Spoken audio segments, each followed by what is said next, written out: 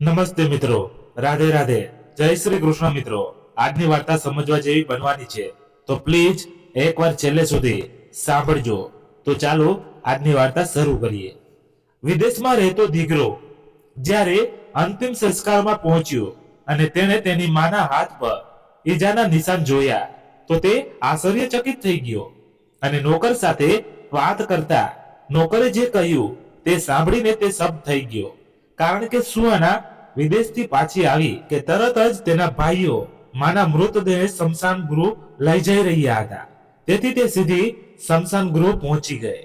ત્યાં પહોંચીને તે તેની માને જોઈને ધ્રુસકે ધ્રુસકે રડી પડી. તેની માને જોઈને જોર જોરથી ચીસો પાડી રહી હતી અને તેમને વારવાર ઉઠાવવાનો પ્રયાસ કરી રહી હતી. તે આટલું મોટું દુઃખ સહન કરી શકતી ન હતી. તે માના મૃતદેહને પકડીને ધ્રુસકે રડી રહી હતી. ત્યારે જ તેની નજર તેની માના હાથ પર પડી, જેના પર સાઈનના નિશાન હતા. તેની માના હાથ પર તે નિશાન જોઈને તે સુહાના આશ્ચર્યચકિત થઈ ગઈ અને જોરથી બૂમ પાડી કે કોઈએ મારી માના મૃતદેહને હાથ નહીં અડાડે. ખબરદાર, જો કોઈએ મારી માને સળગાવવાનો પ્રયાસ કર્યો તો આટલું કહીને તેણે તેના ભાઈઓના હાથમાંથી મસાલ દૂર ફેંકી દીધી અને મૃતદેહને સળગાવવાથી અટકાવ્યું. ભાઈઓ સમજી ગયા કે તે આવું કેમ કરી રહી છે. તેઓ ઝડપથી ચિતાને અગ્નિ આપવાનો પ્રયાસ કરવા લાગ્યા અને કહેવા લાગ્યા, માના મૃત્યુના ગમમાં કદાચ તેનું માનસિક સંતુલન બગડી ગયું છે. આમ કહીને તેઓ તેની માની ચિતા તરફ આગળ વધ્યા તો સુહાના તેની માની ચિતા પાસે જ ઊભી રહી અને બોલી, જો કોઈએ પણ માની ચિતાને સળગાવવાનો પ્રયાસ કર્યો તો હું માના સાથે જીવતી સળગી જઈશ. કોઈ મારી માને ચિતાને હાથ નહીં અડાડે. આ કહેતા જ સુહાનાએ તરત જ પોલીસને ફોન કરી દીધો. આ બધું વિચારતા વિચારતા સુહાનાના તેના બાળપણના દિવસોને યાદ કરવા લાગી. સુલજના બેન એક મધ્યવર્ગીય પરિવારના મહિલા હતા અને સામાન્ય રીતે જેમ બધા લોકો કોઈને કોઈ ગામ સાથે જોડાયેલ હોય છે, તેમ સુલજના બેન પણ એક ગામડાના મહિલા હતા. પરંતુ જ્યારે તેમના બાળકો ખૂબ નાના હતા ત્યારે તે તેમના પરિવાર એટલે કે તેમના પતિ અને બાળકો સાથે શહેરમાં આવી ગયા હતા. શહેરમાં આવ્યા બાદ શરૂઆતના કેટલાક દિવસો ખૂબ જ મુશ્કેલ ભર્યા હતા. શરૂઆતમાં તો ન ખાવા માટે રોટલી હતી, ન પહેરવા માટે કપડાં હતા. તેઓ ખૂબ જ સામાન્ય જીવન જીવતા હતા. કારણ કે સુલજના બેનના પતિ દેવેન્દ્રભાઈ કોઈ બિઝનેસમેન ન હતા અને ન તો તેમની બહુ સારી નોકરી હતી. શહેરમાં આવ્યા તો થોડા પૈસા લઈને આવ્યા હતા અને તે જ પૈસાથી તેમનો અત્યાર સુધીનો ખર્ચો ચાલી રહ્યો હતો. પરંતુ પરિવારના ખર્ચા વધતા જાય છે અને પૈસા ક્યાં ઉડી જાય છે તે ખબર જ નથી પડતી. બસ આ જોઈને તેમણે તરત જ પોતાના માટે કામ ધંધો શોધવાનું શરૂ કરી દીધું. પણ તેમણે ઝડપથી કામ પણ ન મળ્યું તો મજબૂરીમાં શરૂઆતમાં તો બિચારા મજૂરીનું કામ કરવા લાગ્યા. પછી ધીમે ધીમે તેમણે ફેક્ટરીમાં કામ મળ્યું અને ત્યાંથી બે પૈસા કમાવવા લાગ્યા. અહીં તેમની પત્ની સુલજના બેન ઘરના કામમાં નિપુણ હતા. તેથી તે પોતાના ઘરને તો સંભાળતા જ હતા. સાથે સાથે લગ્ન પ્રસંગોમાં જ્યારે બહુ કામ ચાલતું હોય ત્યારે કેટલાક લોકો રસોઈ બનાવવા માટે મજૂરોને રાખે છે. તો બસ આવી જ મજૂરી એટલે કે લગ્ન પ્રસંગોમાં લોકો માટે રસોઈ બનાવવાનું કામ સુલજના બેન કરી લેતા હતા. જેનાથી મહિનામાં કેટલાક દિવસ કામ કરવાથી તેમને પણ ઠીકઠાક પૈસા મળી જતા હતા. તે પૈસા તે પોતાની પાસે જમા કરી રહ્યા હતા અને આ રીતે પોતાના પતિને કહીને પણ કામ કરતા રહ્યા અને તે પૈસા જમા કરતા રહ્યા. અહીં દેવેન્દ્રભાઈને ઘણા વર્ષો સુધી જે મહેનત કરી હતી, બીજા 3 વર્ષમાં હવે તેમની પાસે થોડા ઘણા પૈસા ભેગા થઈ ગયા હતા. તેમણે વિચાર્યું કે એક દુકાન કરી લઈએ, કોઈની નોકરી પણ નહીં કરવી પડે અને ન તો કોઈની વાતો સાંભળવી પડશે. જેવું હિસ્સો તેટલું કામ કરો અને જેટલો નફો થશે તે બધો પોતાનો. હવે તેમણે ત્યાં જ માર્કેટમાં એક દુકાનની વાત કરી લીધી અને તે દુકાન પર તેમણે વિચાર્યું કે તે થોડો ઘણો ખાવા પીવાનો ફાસ્ટ ફૂડનો સામાન રાખશે. સાથે દુકાનના અંદર જનરલ સ્ટોરનો એટલે કે કરિયાણાનો બધો સામાન ભરી દેશે, જેથી કરીને કોઈ પણ સંજોગોમાં તેમના ખર્ચા ચાલતા રહે. હવે આ બધું વિચારીને તેમણે દુકાન લેવાનું વિચાર્યું, પણ તેમને ખબર પડી કે તેમની પાસે થોડા પૈસા ઓછા પડી રહ્યા હતા. લગભગ 60 થી 70,000 દેવેન્દ્રભાઈ પાસે ઓછા પડી રહ્યા હતા. અને જ્યારે આ વિશે તેમણે પોતાની પત્ની સુલતના બેનને કહ્યું, તો સુલતના બેને પોતાના પતિને સાંત્વના આપતા કહ્યું, અરે બસ, આટલી વાત પર તમે આટલા પરેશાન છો, તમે ચિંતા ન કરો, આપણે જેવું વિચાર્યું છે તેવું જ થશે. તમને જે દુકાન જોઈએ છે તે દુકાન તમને મળી જશે. ત્યારે પ્રશ્નાર્થ નજરે પોતાની પત્ની તરફ જોતા દેવેન્દ્રભાઈ બોલ્યા, અરે સુલતના, તો થઈ જશે, પણ કેવી રીતે થશે? આપણી પાસે તો એટલા પૈસા નથી, અને જો આપણે પૈસા ન આપી શક્યા તો આપણા પહેલા તે દુકાન કોઈ બીજું લઈ લેશે, અને આટલી સારી તકની દુકાનને ભલા કોઈ કેમ છોડશે? તે તો હજુ વધારે કોઈને જાણકારી નથી, અને જે પણ અત્યાર સુધી આ દુકાનમાં રહી રહ્યું હતું તેની સાથે મારી થોડી ઓળખાણ થઈ ગઈ હતી, તેથી તેણે મને જણાવી દીધું. નહીંતર આજના જમાનામાં ભલા કોઈ કેમ કોઈને જણાવે? બધા પોતાનો મતલબ જુએ છે.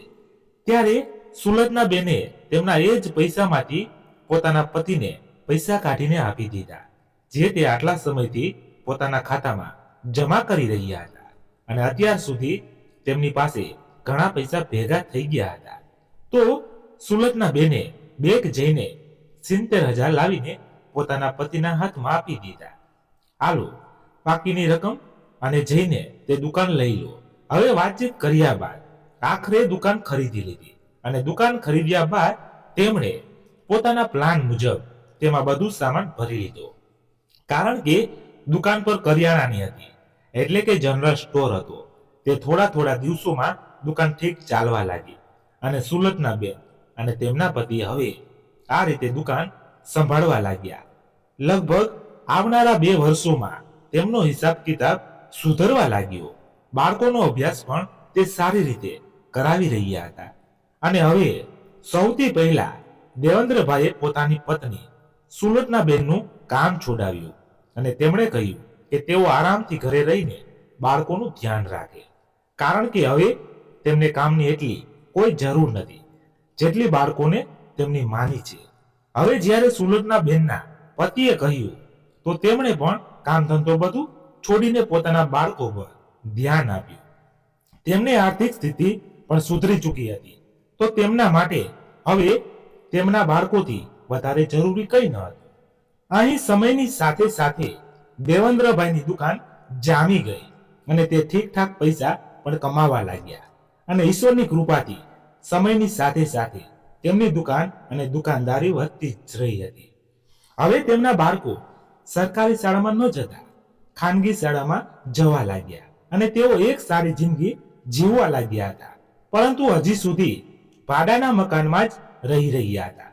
પણ ક્યાં સુધી? જ્યારે ઉપરવાળાનો સાથ હતો તો પરેશાન થવાની કઈ વાત હતી. ધીમે ધીમે પૈસા ભેગા કરવા લાગ્યા, અને 10 થી 12 વર્ષમાં જ્યારે તેમના દીકરાઓ અને તેમની દીકરીનો અભ્યાસ પૂર્ણ થયો, ત્યાં સુધી તેમણે પોતાનું ઘર પણ લઈ લીધું હતું. દીકરી તેના માતા પિતાને ખૂબ પ્રેમ કરતી હતી, અને બંને દીકરા પણ તેમના મમ્મી પપ્પાને પોતાના માથા પર બેસાડીને રાખતા હતા. આખો પરિવાર એક સાથે ખુશી ખુશી રહેતો હતો.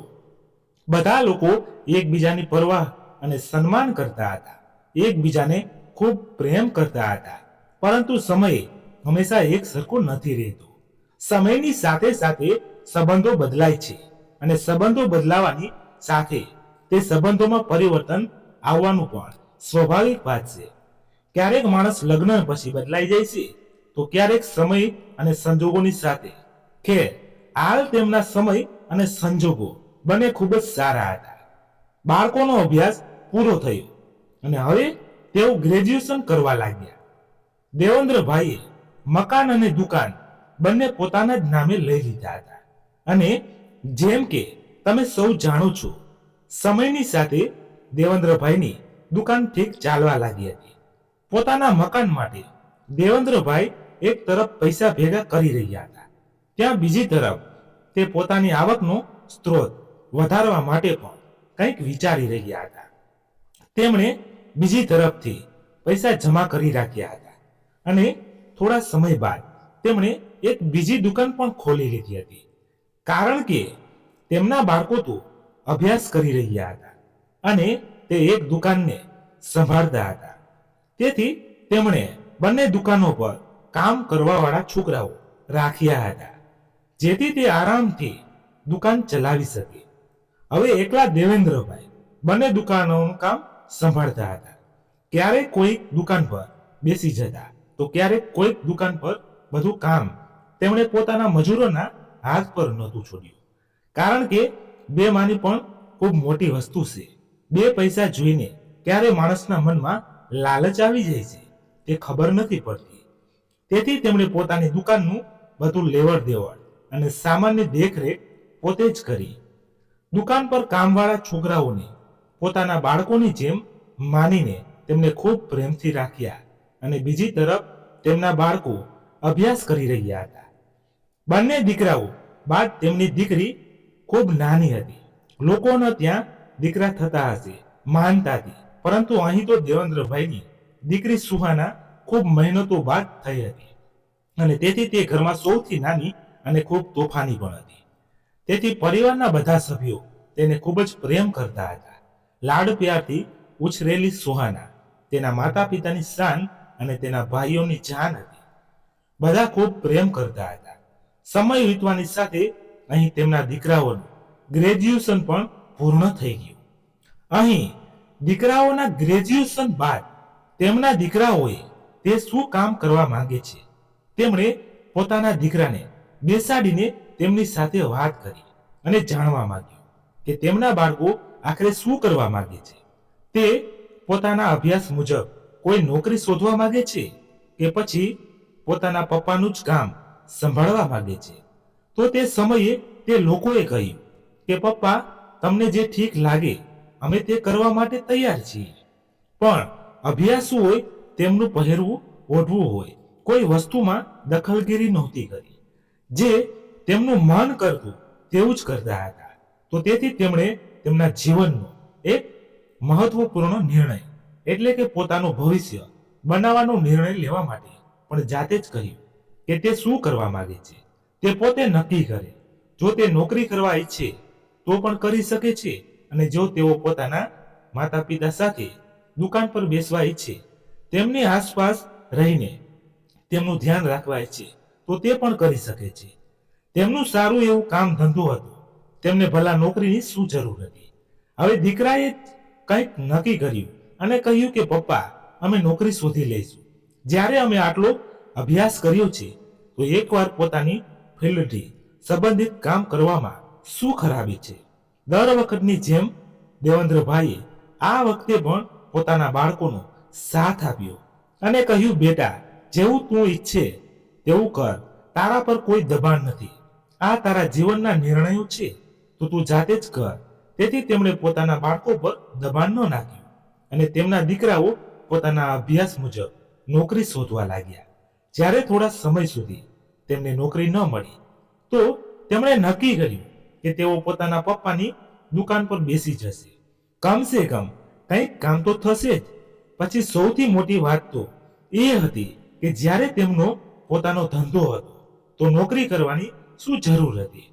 પોતાની દુકાન પર પોતે માલિક બનીને બેસી રહેતા અને ત્યાં કોઈ પણ ઓફિસમાં ભલે ગમે તેટલી મોટી નોકરી કરતા પણ રહેતા તો નોકર જ અને બોસની વાતો પર સાંભળવી પડતી. પરંતુ અહીં આવું કંઈ ન હતું. પોતાની દુકાન પર પોતાની મરજીના માલિક હતા. થોડા સમય સુધી આવી રીતે કામ કર્યું. પછી તેમણે જ્યારે આ કામમાં જ નફો દેખાયો તો બંને એક એક દુકાન સંભાળવા લાગ્યા અને અહીં દેવેન્દ્રભાઈ બંને દુકાન પર અહીં ત્યાં ફરતા રહેતા અને પૂરી દેખરેખ કરતા રહેતા. જેમ દીકરાઓએ દુકાનનું કામ શરૂ કર્યું તો તેમણે પોતાના દીકરા માટે છોકરીઓ જોવાનું શરૂ કરી દીધું હતું.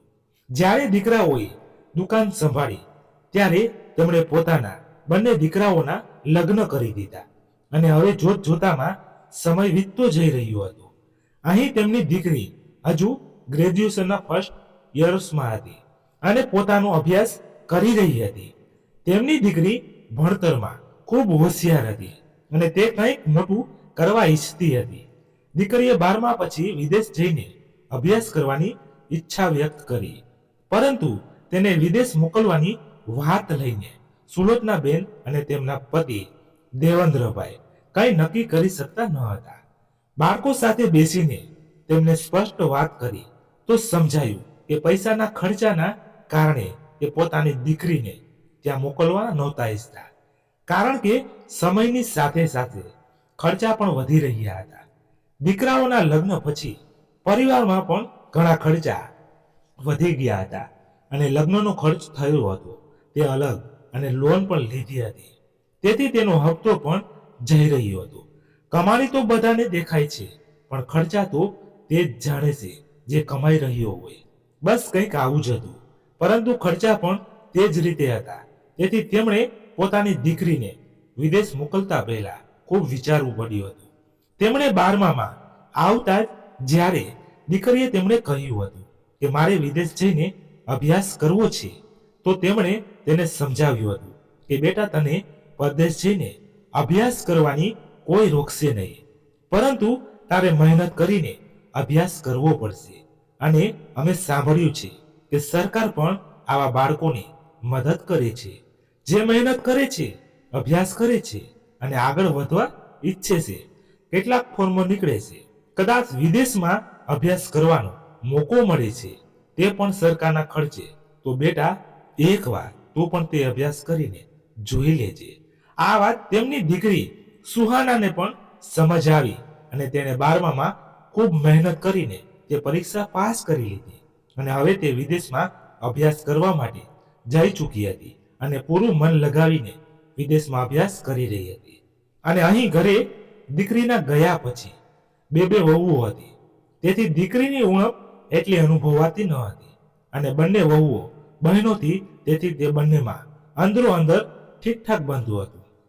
જ્યારે દીકરા માટે સંબંધ આવ્યો અને કહેવામાં આવ્યું કે બંને બહેનો છે, તો સુલતના બહેનને પણ વિચાર્યું કે ચાલો ઓછામાં ઓછું બંને અંદરો અંદર પ્રેમથી રહેશે, ઘરમાં કોઈ કલેશ નહીં થાય. અહીં દીકરાઓ પરિવાર અને દુકાનોનું બધું કામ સંભાળવા લાગ્યા હતા, પરંતુ હજુ પણ એટલી જાણકારી ન હતી. તેથી દેવેન્દ્રભાઈ ભાગદોડ કરતા રહેતા અને બહારના બધા કામ સંભાળતા અને તેમને શીખવાડતા રહેતા હતા. એક દિવસ જ્યારે દેવેન્દ્રભાઈ એક દુકાનથી બીજી દુકાન તરફ જઈ રહ્યા હતા, તો અચાનક તેમનું મૃત્યુ થઈ ગયું. એક મોટા ટ્રકે તેમનું એક્સિડન્ટ કરી દીધું અને ટ્રકવાળો તેમને મારીને ભાગી ગયો. રસ્તામાંથી પસાર થતા એક માણસે જ્યારે તેમને રસ્તા પર બેભાન જોયા અને માથામાંથી લોહી નીકળતું જોયું, તો તરત જ હોસ્પિટલમાં દાખલ કરાવ્યા અને પોલીસને જાણ કરી. ત્યારે જઈને ક્યાંક દેવેન્દ્રભાઈના ઘરવાળાને આ વિશે ખબર પડી. પોલીસવાળાને દેવેન્દ્રભાઈએ પોતાના અંતિમ શબ્દોમાં એ જ ગણાવ્યું કે એક ટ્રકવાળાએ તેમનું એક્સિડન્ટ કર્યું અને પછી ભાગી ગયો. જે દિવસે એક્સિડન્ટ થયું તે જ દિવસે તરત જ સુહાનાને જાણ કરી દેવામાં આવી અને તે પોતાના પિતાને જોવા માટે ત્યાંથી નીકળી ગઈ. બીજા દિવસે સવારે જ્યારે સુહાના પોતાના દેશ પહોંચી, ત્યાં સુધીમાં તેના પિતાને ભાન પણ આવી ગયું હતું અને તેમણે પોલીસવાળાને નિવેદન આપ્યું.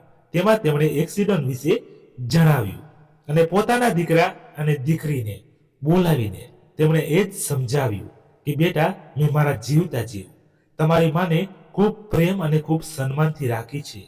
મારા ગયા પછી તમારી માનું પૂરું ધ્યાન રાખજો.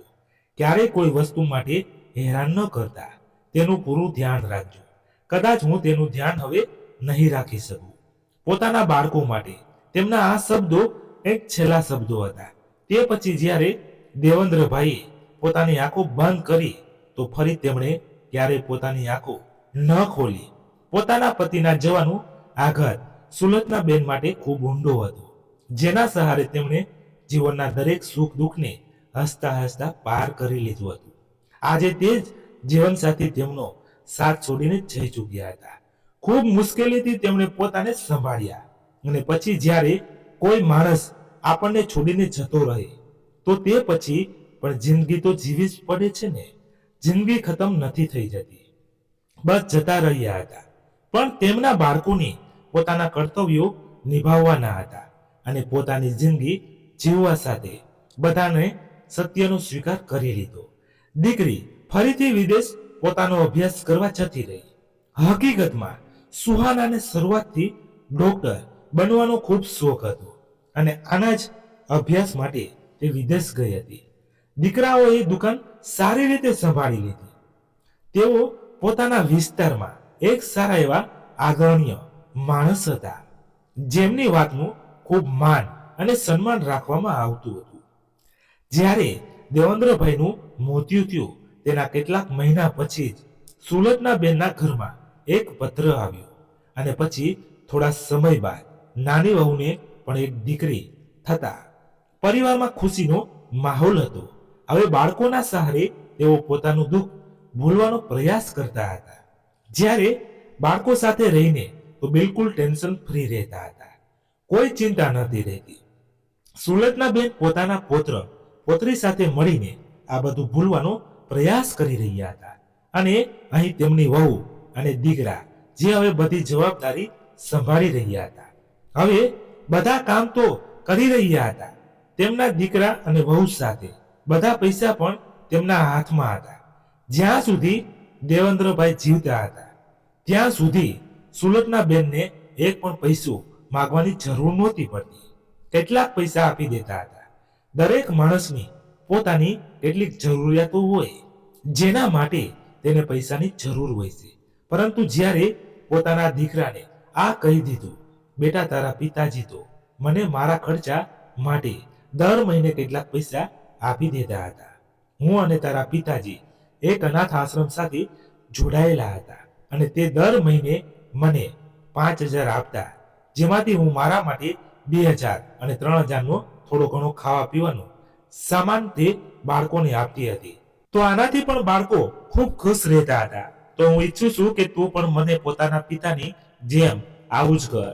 ત્યારે તો તેમનો દીકરો કંઈ ન બોલ્યો, પરંતુ જેમ જ પહેલી તારીખ આવી અને તેની માએ તેની પાસે 5,000 માંગ્યા તો તેમનો દીકરો બોલ્યો, અરે મને તો એક વાત સમજાતી નથી માં, તમારી પાસે આટલા બધા નકામા પૈસા છે કે શું કે તેમને પણ આપી દો. એક તો પહેલા જ દરવાજા પર કોઈ ભીખ માંગવા આવી જાય તો તમે તેને હંમેશા કંઈક ને કંઈક આપીને મોકલો છો. ક્યારેક 50 તો ક્યારેક 100 અને ઉપરથી હવે તમારે 5,000 મહિનાના બાળકો માટે આપી દઉં. મને તો એક વાત સમજાતી નથી કે તમને ખર્ચ કઈ વાતનો છે અને તમને આટલા પૈસા કેમ જોઈએ છે. કારણ કે ઘરમાં બધું સામાન તો આવે જ છે. તમને ખર્ચ માટે પૈસાની શું જરૂર છે? માની લઉં કે જ્યારે પપ્પા હતા તો તમને પૈસા આપી દેતા હશે, પણ અત્યારની વાત અલગ છે. હવે મોંઘવારી એટલી વધારે છે, દુકાનમાં ભલા કેટલા પૈસા બચે છે. જેટલા પૈસાનો સામાન લાવીએ છીએ તેના અડધાથી અડધા પૈસા પણ નથી બચતા. આવામાં બાળકોનો અભ્યાસ, ઘરના ખર્ચા બધું જોવું પડે છે અને તમે તો હદ કરી નાખી. આટલું કહીને દીકરો માની સામેથી ઝડપી પગલા સાથે નીકળી ગયો. પણ સુલતના બેન ત્યાં જ ઊભા રહી ગયા. તે વિચારવા લાગ્યા કે આખરે મેં તેને એવું પણ શું કહી દીધું કે જેટલું આટલું બબડીને જતો રહ્યો. બીજા દિવસે સવાર થઈ તો વહુએ કહ્યું, સાંભળો છો, મારે 10,000 જોઈએ છે. મારે મારી બહેનો સાથે શોપિંગ કરવા જવું છે. તો તેણે તરત જ ફોનથી વહુને પૈસા ટ્રાન્સફર કરી દીધા. આ જોઈને સુલતના બેનને ખૂબ ગુસ્સો આવ્યો, પરંતુ તે શું કરી શકતા હતા. મનમાં આવ્યું કે પોતાના દીકરાને સંભળાવી દે, પરંતુ ગુસ્સામાં કંઈ પણ કહેવું એટલે વાતને વધારી હતી. તેમણે શાંત મનથી કામ લીધું અને શાંત થઈને પોતાના દીકરાને કહ્યું, બેટા વહુને શોપિંગ કરવા માટે તારી પાસે 10,000 છે, પણ તે ગરીબ બાળકોને આપવા માટે તારી પાસે 5,000 નથી. અને જ્યાં સુધી વાત રહી શોપિંગની, તો તો આ બંને ગયા મહિને કેટલી બધી શોપિંગ કરીને આવ્યા હતા. હવે ફરીથી આ મહિને આટલી બધી શોપિંગ શું કરશે? આટલા કપડાનું આ વાતથી દીકરા અને વહુઓ બંનેને ખૂબ ખરાબ લાગ્યું અને કહેવા લાગ્યા, માં તમે તમારા કામથી કામ રાખો. દરેક વખતે વહુ દીકરાઓની વચ્ચે બોલવું જરૂરી નથી હોતું. જેટલું તમે બોલો છો હદ હોય છે. કોઈ પણ વસ્તુની હવે અમે અમારી પત્નીઓને કંઈ આપીશું તો તમને પૂછીને આપીશું શું? અને પછી તમારી ઉંમર અને તેમની ઉંમર કોઈ ફરક નથી. આ ઉંમરમાં શોખ પૂરા નહીં કરે તો ક્યારે કરશે? આના પર સુલટના બેને પોતાના દીકરાઓને કહ્યું, શોખ અને જરૂરિયાતમાં ખૂબ જ ફરક હોય છે. હું તમારી પાસે જે પૈસા માંગી રહી હતી તે કોઈની જરૂરિયાત માટે હતા, અને તમે જે પૈસા ઉડાવી રહ્યા છો તે ખોટા શોખ માટે છે. સુલટના બેને એક સ્વાભિમાની મહિલા હતા, જેમના પતિએ અત્યાર સુધી તેમના માટે આટલું બધું કર્યું હતું. તે કોઈનું સાંભળવા તૈયાર ન હતા, અને તે પણ ત્યાં જ્યારે તે ખોટા ન હતા. તે દિવસે દીકરાઓ ચૂપચાપ દુકાને જતા રહ્યા, અને વહુઓ પણ પોતાની સાસુ પર કટાક્ષ કરવા લાગી. હવે નાની નાની વાતો લઈને તે લોકો પોતાની મા સાથે બહેસ કરવા લાગ્યા. સુલટના બેને પોતાના દીકરાઓને કહ્યું, બેટા આ વખતે મને થોડા પૈસા આપી દેજો. દિવાળી પર ગરીબોની મીઠાઈઓ વહેંચવી છે. આનાથી ઘરમાં સુખ સમૃદ્ધિ આવે છે અને ગરીબોની દુઆઓ પણ મળતી રહેશે, તો આપણા માટે જ સારું છે. તરત જ દીકરાઓએ પોતાની માને સંભળાવી દીધું, હદ થઈ ગઈ માં, તમે શું એટલા લખપતિ છો જે દરેક જગ્યાએ પૈસા ઉડાવવા માંગો છો? ગયા મહિને ગરીબોને 5,000 આપવા પાછળ તમે આટલી બહેસ કરી, અને હવે ગરીબોને મીઠાઈઓ વહેંચવી છે. અરે અડધા કિલોનો ડબ્બો પણ 400 નો આવે છે. હવે જો તમે 100 ગરીબોને પણ મીઠાઈઓ વહેંચી તો બસ થઈ ગયું. અમારું તો અમારા બસની વાત નથી. આટલા શ્રીમંત બનવાનું દેખાડવું અને પછી તે ગરીબો પાસેથી આપણને શું મળવાનું છે? જો તમે અમારી કોઈ મદદ નથી કરી શકતા તો કમસે કમ અમારા ખર્ચા વધારવાની વાત તો ન કરો. હવે તો દીકરા અને વહુ દરેક વાત પર ઉલટું બોલવા લાગ્યા, અને અહીં દીકરાઓએ પોતાના સાસરીવાળાને 2,500 રૂપિયાની મીઠાઈ, કપડાં અને દિવાળી પર ભેટ મોકલાવ્યા. આ બધું જોઈને ફરીથી સુલટના બેનને ખૂબ ગુસ્સો આવ્યો. અરે તમે ત્યાં 20 થી 30,000 ખર્ચી નાખ્યા છો, અહીં 10,000 ખર્ચી નાખતા તો શું જતું રહેતું? દીકરાએ જ્યારે પોતાની માની વાત સાંભળવાનું બંધ કરી દીધું હતું તો સુલટના બેને વિચાર્યું કે કોઈ વાત નહીં. હવે જ્યારે મારા દીકરાઓ દાન કરવાનું કોઈ કામ કરવા નથી ઈચ્છતા તો આ તેમની ઈચ્છા છે. ના કરવું હોય તો ના કરે, હું વધારે શું કહું? તેથી ચૂપ રહેવા લાગ્યા, અને દીકરાઓ હવે કંઈ ન કહેતા. હવે તો ધીમે ધીમે દીકરા અને વહુ ખૂબ વધારે પૈસા ઉડાવવા લાગ્યા. દરરોજ ક્યારેક મૂવી જોવા જતા, ક્યારેક પિક્ચર જોવા જતા, અને આ બધું કરતા કરતા તેમણે પોતાની દુકાન બરાબર કરી નાખી. 2 જ વર્ષમાં તેમના સંજોગો પહેલા કરતા ખૂબ ખરાબ થઈ ગયા. હવે તેમની પાસે ઉડાવવા માટે પૈસા જ ન હતા. પૈસા ઉડાવતો દૂરની વાત, જે ઇજ્જત તેમના પિતાએ આટલી મહેનતથી બનાવી હતી, ખોટા મિત્રોની સંગતમાં પડીને તેમણે તે ઇજ્જત પણ માટીમાં ભેળવી દીધી. અહીં દુકાન પર જવાનું પણ લગભગ બંધ કરી રાખ્યું હતું, જેના કારણે તેઓ કંઈ પણ નફો કમાઈ શકતા ન હતા. દુકાન પર રહેવાવાળા છોકરાઓ પણ તેમની સાથે ચાલાકી કરવા લાગ્યા હતા, કારણ કે તેમણે ખબર હતી કે તેમને કોઈ વસ્તુનું ભાન નથી રહેતું. બસ પોતાનામાં મોજ મસ્તીમાં મસ્ત રહે છે, અને આવી જ રીતે તે ડૂબતા જઈ રહ્યા હતા. અને જ્યારે તેમના પર દેવું વધી ગયું તો દીકરાઓએ પોતાની માને કહ્યું, માં અમને લાગે છે કે આપણે એક દુકાન ભાડે આપી દેવી જોઈએ, જેનાથી થોડા પૈસા આવતા રહે. ત્યારે બીજો દીકરો બોલ્યો, ભાડે આપવાથી આપણું દેવું નહીં ઉતરી જાય. માં મને તો લાગે છે કે આપણે એક દુકાન વેચવી પડશે. તમે દુકાનના કાગળ ઉપર સહી કરી દો, જેથી અમે એક દુકાન વેચી શકીએ અને દેવામાંથી મુક્ત થઈ શકીએ. જુઓ માં, આ બધું ધન દોલત શું કામનું? જો માણસ જ શાંતિથી ન રહી શકે તો, અને હવે અમારા લેણદારો અમારું જીવવું મુશ્કેલ કરી રહ્યા છે.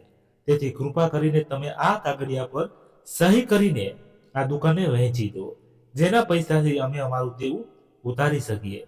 જ્યારે તેમને આ ખબર પડી તો સુરતના બેને ના પાડી દીધી અને તેમણે પોતાના દીકરાઓને કહ્યું, તમે તમારી અય્યાસીઓ અને તમારા શોખના કારણે પોતાના પર દેવું કર્યું છે, કોઈ સારા કામ માટે નથી કર્યું. મારા પતિએ તમારા માટે જે આટલું બધું કરીને આપ્યું હતું તેને પણ તમે બરબાદ કરી દીધું, અને ઉપરથી હવે તમે ઈચ્છો છો કે હું તે દુકાન તમારા નામે કરી દઉં? બિલકુલ નહીં. હું તે દુકાન તમારા નામે ક્યારેય નહીં કરું. મારા પતિએ મરતા પહેલા તેથી જ મને આ દુકાનની માલકીન બનાવી, કારણ કે જો બધું તમારા નામે હોત તો તમે બધું બરબાદ કરી દે. ભલે કંઈ પણ થઈ જાય, હું આ પ્રોપર્ટી તમારા નામે નહીં કરું. બેટા, મારા પતિએ જતા પહેલા બધું મારા નામે કર્યું છે, અને આ બધું મારા નામે જ રહેશે જ્યાં સુધી મારું મૃત્યુ નથી થતું, કારણ કે હું મારા પતિની દરેક વિચારની રક્ષા કરીશ અને મારા જીવતા જીવતો તેમને વહેંચવા નહીં દઉં. આ બધી વાતો સાંભળીને દીકરા અને વહુ ખૂબ નારાજ થઈ ગયા અને તેમણે પોતાની મા સાથે ખૂબ બહેસ પણ કરી, પરંતુ સુરતના બેન ન માન્યા અને તેમણે અંગૂઠો લગાવવાની સાફ ના પાડી દીધી. દીકરા અને વહુ ખૂબ વધારે ગુસ્સામાં હતા કે જો માં અહીં અંગૂઠો નહીં લગાવે તો સહી નહીં કરે તો કેવી રીતે થશે. હવે તે લોકો ખૂબ ચિંતામાં હતા. પછી શું હતું, રાત્રે સુરતના બેન જ્યારે સુવા જઈ રહ્યા હતા તો દીકરા વહુના રૂમમાંથી અવાજો આવતો સાંભળ્યો. જઈને જોયું તો ચારેય એક જ રૂમમાં વાતો કરી રહ્યા હતા અને કહી રહ્યા હતા, જો માં જીવતા જીવ આ બધું આપણા નામે નહીં કરે તો તેમના મૃત્યુ પછી તો બધું આપણું જ હશે. હવે માને મારવા પડશે. જ્યારે દીકરાઓ આ બધી વાતો કરી રહ્યા હતા તો સુરતના બેને આ બધું સાંભળી લીધું અને તે આવું સાંભળીને ગભરાઈ ગયા અને ત્યાંથી ભાગવા લાગ્યા. પરંતુ વહુ દીકરો તેમને જોઈ ગયા. દીકરા વહુ બહાર આવીને તેમના પર તૂટી પડ્યા અને તેમને પકડીને ઝેર પીવડાવી દીધું અને પછી પોતાના માના હાથના અંગૂઠાના નિશાન બધા કાગળ ઉપર લઈ લીધા અને કેટલાક ખાલી કાગળ ઉપર પોતાના માના અંગૂઠાના નિશાન લઈ લીધા અને સાથે સહી કરાવી લીધી. તેમણે આ ઘરના કાગળ ઉપર પહેલાથી જ તૈયારી કરાવી નાખ્યા હતા. પછી વિચારવા લાગ્યા કે આખરે હવે આ બધાનું શું કરવામાં આવે, કેવી રીતે હવે આ હત્યાને મૃત્યુમાં બદલવામાં આવે જેથી કોઈને આપણા પર શંકા ન થાય. ત્યારે તે દીકરાઓએ પોતાની જ માને તેમના જ રૂમમાં મૂકી દીધા અને બીજા દિવસે સવાર થવાની રાહ જોઈ અને સવાર થતા જ ચીસ અને બૂમો પાડવા લાગ્યા. આસપાસના લોકો ભેગા થયા અને તે પોતાની માને લઈને રડવા લાગ્યા. પિતાજીના ઘરનો તમને આટલો મોટો આઘાત લાગ્યો કે તમે આત્મહત્યા કરી લીધી. દીકરીને જ્યારે આ બધું ખબર પડી તો તે પણ ત્યાંથી તરત નીકળી પડી. તેના પિતાજી તો પહેલાથી જ દુનિયા છોડીને જઈ ચૂક્યા હતા અને 2 જ વર્ષની અંદર લગભગ તેની દુનિયા ઉજળી ગઈ હતી. તે 2 જ વર્ષમાં અનાથ થઈ ગઈ હતી. હવે તેનું કોઈ નહોતું રહ્યું સિવાય મતલબી ભાઈઓ અને ભાભીઓનું. જેવી જ તે ભારત પહોંચી તેને ખબર પડી કે તેની માના મૃતદેહને તે લોકો શમશાન ગૃહ લઈ જઈ રહ્યા છે તો તે સીધી શમશાન ગૃહ જ પહોંચી ગઈ. ત્યાં પહોંચીને તે પોતાની માને જોઈને ધ્રુસકે ધ્રુસકે રડી પડી. આખા રસ્તેથી તે જ રીતે રડતી આવી હતી અને પોતાની માને જોતા જ તે જોર જોરથી ચીસો પાડીને રડતી રહી અને તેમને વારવાર ઉઠાવવાનો પ્રયાસ કરતી રહી. તેનું કાળજું ફાટતું જઈ રહ્યું હતું. આખરે તેનું હવે રહ્યું જ કોણ? આ આખી દુનિયામાં આટલી ભીડ હોવા છતાં પણ તે સંપૂર્ણપણે એકલી હતી. આટલું મોટું દુઃખ તે સહન કરી શકતી ન હતી. પોતાની માને પકડીને ધ્રુસકે ધ્રુસકે રડી રહી હતી. ત્યારે તેની નજર પોતાના માના હાથ પર પડી જેના પર શાહીના નિશાન બનેલા હતા. એવું લાગી રહ્યું હતું જેમ કોઈએ સ્ટેમ્પ પર અંગૂઠો લગાવ્યો હોય. પોતાની માના હાથ પર તે નિશાન જોઈને સુહાનાએ ખૂબ અજીબ લાગ્યું અને તે નિશાનને જોઈને આશ્ચર્યચકિત થઈ ગઈ અને ત્યાં જોર જોરથી બૂમો પાડવા લાગી, નહીં કોઈ મારી માના મૃતદેહને હાથ નહીં અડાડે. ખબરદાર, જો કોઈએ પણ મારી માને અગ્નિ આપવાનો પ્રયાસ કર્યો હતો. આટલું કહીને તેને પોતાના ભાઈઓના હાથથી મસાલ દૂર ફેંકી દીધી અને મૃતદેહને સળગાવવાની રોકી લીધું. આ બધું જોઈને બધા લોકો ચોંકી ગયા કે આ આવું કેમ કરી રહી છે. પરંતુ તેના ભાઈઓ સમજી ચૂક્યા હતા કે તે આવું કેમ કરી રહી છે અને તે ઝડપથી ચિતાને અગ્નિ આપવાનો પ્રયાસ કરવા લાગ્યા.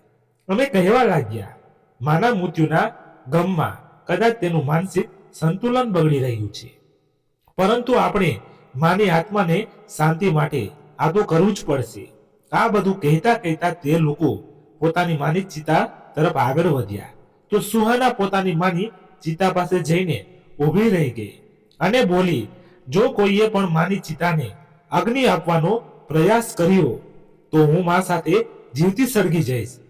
તેથી જ્યાં સુધી હું નથી કહેતી, કોઈ મારી માને ચિતાને હાથ નહીં અડાડે.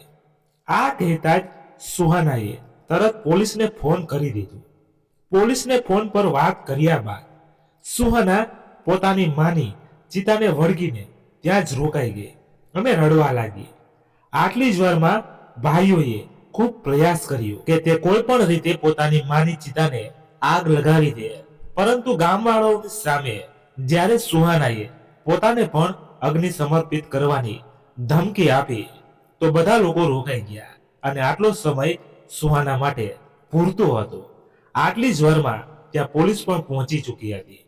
પોલીસે ત્યાં પહોંચીને જોયું કે સુહાનાની ના હાથ પર સાઈનના નિશાન લાગેલા છે, તે પણ ફક્ત એક અંગૂઠા પર. આવી સ્થિતિમાં સુહાના સાથે સાથે પોલીસવાળાને પણ સુલટના બેનના બાળકો પર શંકા થઈ. હવે તેમણે બધાને પોતાની કસ્ટડીમાં લીધા અને પોસ્ટમોર્ટમ માટે મોકલી દીધા. જેમ જ પોસ્ટમોર્ટમનો રિપોર્ટ આવ્યો તો ખબર પડી કે તેમનું મૃત્યુ તો ઝેર ખાવાથી થયું છે, પરંતુ મૃત્યુ પહેલા તેમની ખૂબ મારામારી પણ થઈ હતી. કદાચ ખરેખર આ આત્મહત્યા નથી પરંતુ હત્યા છે, કારણ કે મળતા પહેલા તેમની સાથે મારપીટ કરવામાં આવી છે. તેમના માથા પર પણ ઈજાના નિશાન મળ્યા અને હાથ પગ પર. બસ પોસ્ટમોર્ટમ રિપોર્ટમાં આટલું સાબિત થયા બાદ તે લોકો ખૂબ જ ગભરાઈ ગયા. અહીં સુહાના પોતાની માને ન્યાય અપાવવા માટે સંપૂર્ણપણે તૈયાર હતી અને અહીં તેના ભાઈ અને તેની ભાભીના હાથ પગ ફૂલી રહ્યા હતા. તેમનું એવું લાગી રહ્યું હતું કે દિવસે ને દિવસે સુહાના સત્યની વધુ નજીક જઈ રહી છે. આવી સ્થિતિમાં શું કરી શકતા હતા, પરંતુ સુહાના સીધી પોતાના ભાઈ અને ભાભીઓનું નામ નહોતી લઈ શકતી, કારણ કે તેની પાસે કોઈ પુરાવા ન હતા. હવે તે પોતાના ઘરે જ રહેવા લાગી, પાછી વિદેશ નહોતી ગઈ. તેને પોતાના કોલેજમાંથી 15 થી 20 દિવસની રજાઓ લીધી અને પોતાની માના હત્યારાઓને શોધવાના ઈરાદાથી તે નીકળી પડી. તે પોતાની માના હત્યારાને જેલમાં પહોંચાડવા માટે પુરાવા શોધી રહી હતી. તેના ચક્કરમાં તે મોટે ભાગે ભાગદોડ કરતી રહેતી હતી. એક દિવસ જ્યારે તે પોલીસ સ્ટેશનથી પાછી ફરી રહી હતી ત્યારે તેની નજર તેના જૂના નોકર પર પડી, જે બજારમાં સરસ કપડાં પહેરીને ફરી રહ્યો હતો. તેને અચાનક આટલા સારા પોશાકમાં જોઈને સુહાના વિચારમાં પડી ગઈ.